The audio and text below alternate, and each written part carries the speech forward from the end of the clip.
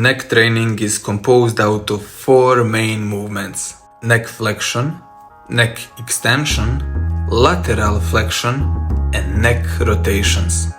So for the neck flexion, place your shoulders at the edge of the bench. From here, tilt your head all the way back to fully stretch your neck muscles, then curl it back up by pulling your chin towards the chest. You're gonna feel all these front and side neck muscles working.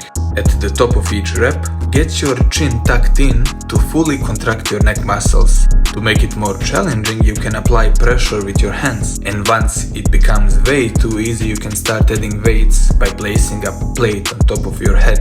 Definitely use a towel or wear a hat when you do this. For the neck extensions with your chest on the bench, we're doing the opposite movement. Here you can feel the muscles at the back of your neck working. Same goes here. First, you can start adding pressure by using your hands, and from there eventually you can progress to using a plate. For the lateral flexions, we're lifting our head to the side, so we're working one side then another. Same progressions can be used here as well. Just push your head into the hand or use a plate. And finally, for the rotations, just lay with your back on the bench, and from here rotate your head side to side.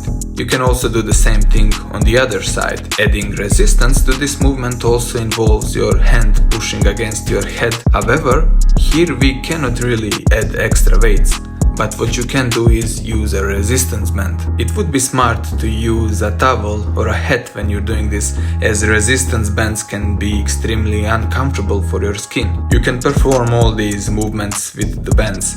You can do flexions, extensions, side bending, but my favorite variation is doing rotations like this. Common mistakes with the neck training is hyperextending the neck, especially if you're doing variations with extra resistance. Getting that chin tucked in can help you prevent that.